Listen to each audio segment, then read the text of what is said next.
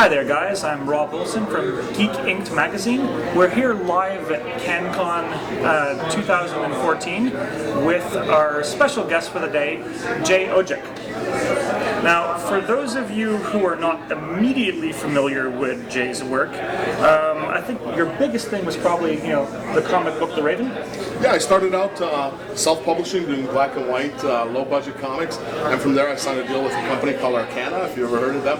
And in terms of volume, I think they're the biggest Canadian comic book publisher. Went there, it was fantastic. We did a graphic novel, 80 pages, full color, real slick, nice-looking book. That was a couple years ago, and now we've transitioned out of comics into some new fields, so it's kind of exciting. Okay, so from what I've heard about The Raven, this is a book that has, well, it's a superhero whose powers are very supernatural based, and the main character himself, he's native. But what I heard about the book is the book is not about a character who is native. It's about a character, a superhero who happens to be native. Sure. But it appeals to everybody. Sure. Yeah. That's the goal, and basically the reason why we approach it that way is we don't want to make it be something where you needed to know a lot about First Nations issues or what it's like to be a First Nations person or to be a First Nations person to enjoy it. Basically, we approach it from the point of view of, like, if you look at other superheroes, I mean, we know Superman is Kryptonian just because that's inherent to his background, but we don't know anything beyond that. And we look at Batman, we know Batman's European in origin, but we don't know from where. We don't need to, right? Yeah. We just need to know that. We don't know his religious beliefs. We don't know his political leanings, although, let's face it, we all know he's kind of conservative secretly. That's just the way it is. I mean, so we look at it the same way, saying, like, look, it's not an intrinsic thing to the character, but we can use it as a way to help people learn a little bit about First Nations, become interested in First Nations culture and the experience that First Nations people like myself have in this country. So, and it adds in a positive role model, which for sure is always a little good thing. For First Nations kids, for our kids, I think it really is the first time that they see this being done, which is crazy because, I mean, it's 2014, but it really hasn't.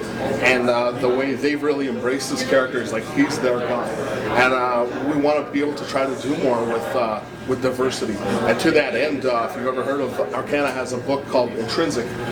Basically, it's a very racially diverse team of heroes from across the country, different places. And they're going to be doing Intrinsic Volume 2, comic book series launching in December. Kagagi's going to be joining that team. With covers by Alex Ross, who's a guy you may have heard of. That's really cool. It's really good for Canadian comics, I think. And that's what's so, now to make this even better, and to show the popularity of the whole thing, The Raven has moved beyond comics. You now have Kagagi coming out. Would you like me to talk a little bit about what we're working on right now? Yeah, it's better that the people hear it from you than hear it from me, so go ahead and give us the 411 on Kagagi. Sure, so basically we went from, like I said, doing small, independent black and white comics on a reserve to moving up to Arcana, big publisher, and myself and Arcana Sean Patrick O'Reilly have formed a production company, and we have a animated series that's going to be on APTN. That's the Aboriginal People's Television Network. It's a national network. It premieres Sunday, October 5th. I know that's short notice. As we're recording this, it's actually the day before. But Sunday, October 5th, APTN, 10 a.m. on APTN and APTN HD. And if I could just maybe talk a little bit about the show. Definitely, yeah, go ahead. Sure. It's a 13-episode, half-hour series airing every week. Go check me out on Twitter at Jay Odjick. We just uploaded the show's entire schedule for the first season. And something a little interesting, a little bit of a tie-in that people may have heard of. The group Tribe Called Red was just blown up. They've been doing fantastic. They were, I think, on Rolling Stone's list of like top 20 bands to see at music festivals this summer. Well, they're doing, we have a deal with them. We're going to be using their music throughout the show. We're using 5 of their songs throughout the series. As well, their song Electric Powwow Drum is actually on the Kagagi intro. So they're doing our theme music, essentially, and you can check that out on YouTube. Just search Kagagi opening, and you can check that out for yourself. That's good stuff. It's always nice to see one of these shows that comes out that has good music with it. It adds so much does, you know, it does. I mean, visuals are important, the story writing's important, but having the good background music at the same time, that's awesome.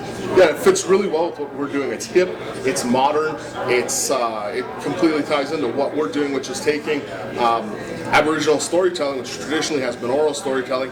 We're doing it in a modern context, and that's what Tropical Red is doing with Aboriginal music. So it's just a perfect fit, in my opinion. Okay, so making a switch over from, you know, oral tradition to modern social media, what we're asking people to do is when they go and watch Kagagi, we want you to tweet about it. You know, because Twitter is the way that, you know, the world understands how popular it is, and we want to show these networks, you know, what Kagagi's doing and what our fan base is like. So we're asking people to tweet hashtag Kagagi and just tag at APTN at the same time. And if you want to tag, you know, at Jay Odjick too, you know. Yeah, let me know what you thought. Go ahead. Yeah, let me know what you thought, and you know, if you would like to let me know, that's awesome. Just tweet at Jay Odjick. Again, that's JayOdjick. Let me know. I'd love to hear from you. The best part of my job, I think, is just hearing from people who get to see this stuff.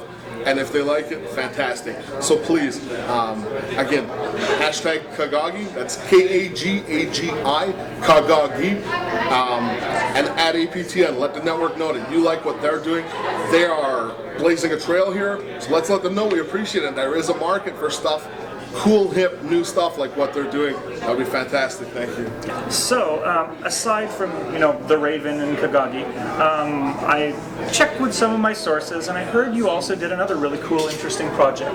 You illustrated 7 children's books. How was that to work on? That was actually really interesting. It's funny because growing up, there were certainly people in the comics industry who I always wanted to work with, and you look at like big name writers, and I've illustrated a number of children's books, but I did illustrated 7 books by Robert Munch that had never been published before. Nice, and they were published for the first time in Ojibwe, and they're actually they've been published in English now. One of them is in an anthology called I believe it's called Bunch of Munch. So if you can take a look, that's in every major bookstore right now, and one of the ones that I drew is in it. So they were published in Ojibwe too?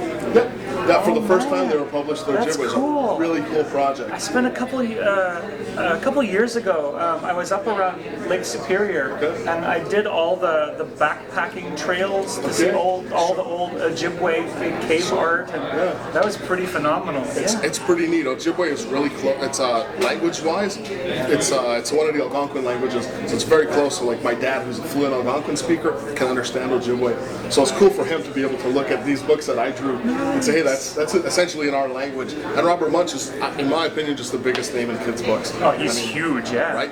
Yeah. Like I said, we look at what guys do, like what do big name comics writers sell, and I was looking at the sales figures when I got that gig of what Munch does, and I was like, there's no comparison, you know? So yeah, it's a pretty wild deal. I've been lucky in that way to get to do some stuff beyond comics, beyond TV, and just work with some really talented people, and I mean, it doesn't get any better than that. Okay, so moving a little bit away from work, Jay, you also do a lot of charity work, and I know you've got some stuff planned for the future, but tell us about the library.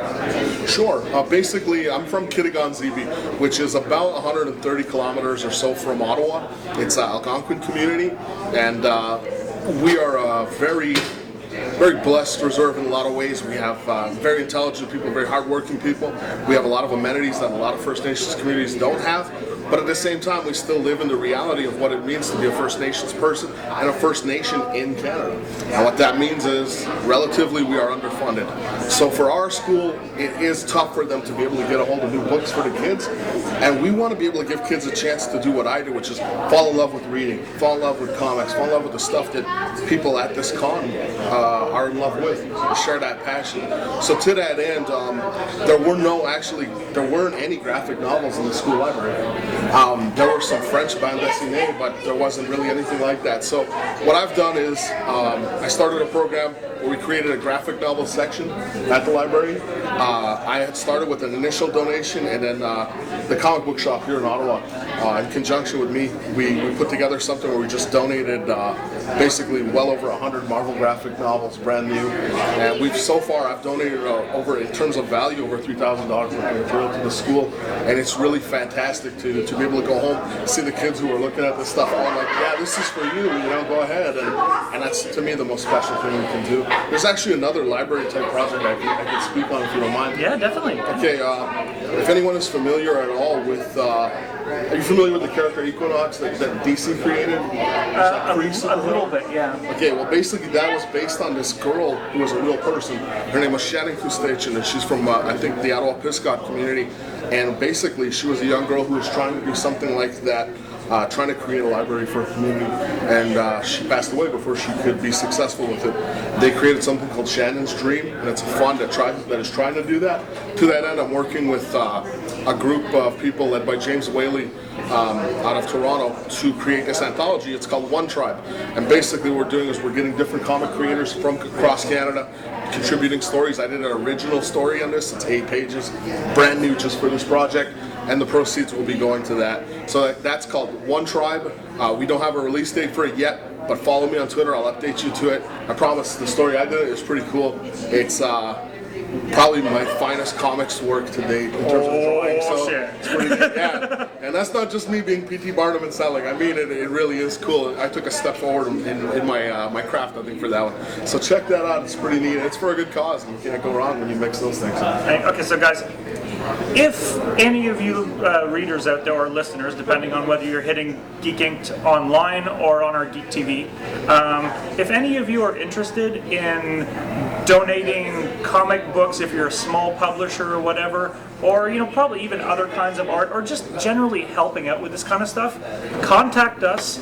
We'll put you in touch with the right people, and we'll do some good, because we're all about doing some good. Yeah, and I promise you, this is something that it will be appreciated. It will go to a place where it is needed, and we'll share it with the world. We'll put it on Facebook. Come check me out on Facebook. Kagagi has a Facebook group as well, and like I said, I'm on Twitter, and we'll post the stuff. You can see the impact of what you're doing and the way it's impacting these lives. And I mean, like I said, I don't think it gets any better than that. So cool. Okay. Well, good stuff, Jay. Thanks for taking the time, man. Thank you, man. Thank you, and thank you. Tomorrow, 10 o'clock, APTN HD. Sunday, October 5th. Miigwech. Rob from Geek Ink Magazine. They were once known as angels from the sky.